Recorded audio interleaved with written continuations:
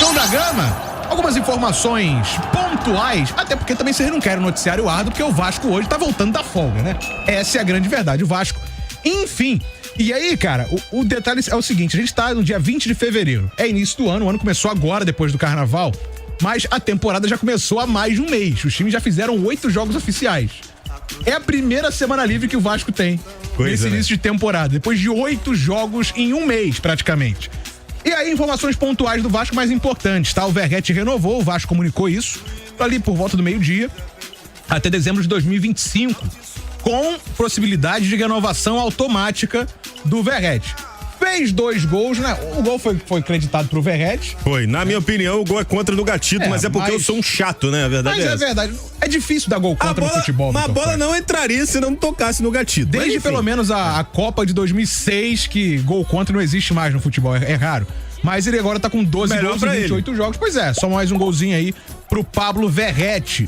Outra informação, Juan Sforza, regularizado, portanto. Forza. Eu já vi várias pronúncias nesse Forza. É melhor perguntarem pra ele, né? Pois é, mas vai ser Esforça, né? Vai ser Esforça. Vai no carioquês, né? Exatamente, vai ser Juan Esforça, já tá regularizado. Tem o Galdames Galdamés também, cada um chama de um jeito. Galdames, inclusive o Galdames tem recebido bastantes, que existe, elogios nesse período que ele já chegou ao Vasco. Sim. Tanto que brigou já por titularidade desde que chegou. Boa assistência. E sobre o Carlos Depena, o pessoal tem acompanhado isso desde ontem à noite, né? O nome do Depena era um nome interno que vazou.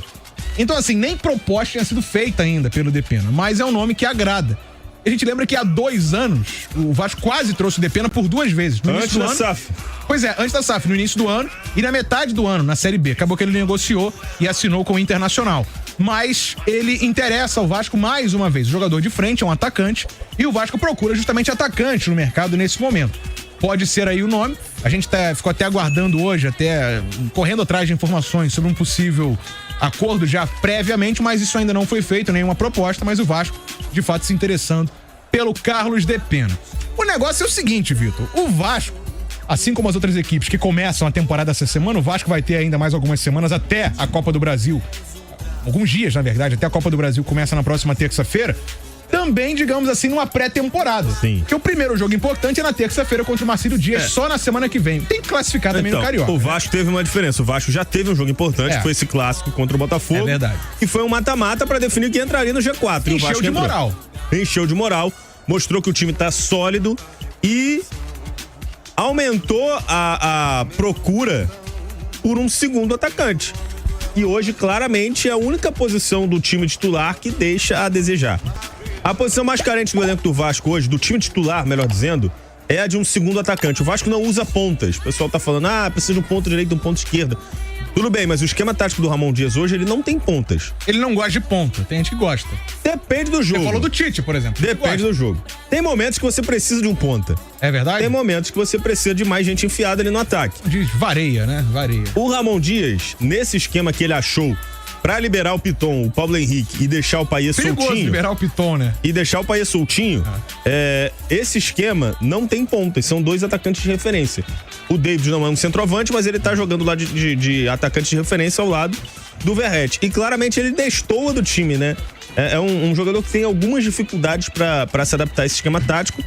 E o Depena é o cara que faz essa função, ou fez essa função nos últimos anos no Internacional. Gosto desse movimento, entendo que é um jogador que se encaixaria perfeitamente nesse time titular atual. Mas só pra falar sobre essa situação de começar a temporada, a temporada do Vasco começou domingo. Foi um grande jogo, um jogo extremamente difícil diante de um adversário que jogava em casa. O Vasco venceu um rival fora de casa em um jogo quase que eliminatório. Então, tá muito claro que o Vasco achou o time titular é esse, e a temporada agora começa pra valer. O Vasco não pode se dar ao luxo de novo de ser eliminado tão precocemente na Copa do Brasil como foi no ano passado. Pelo amor de Deus.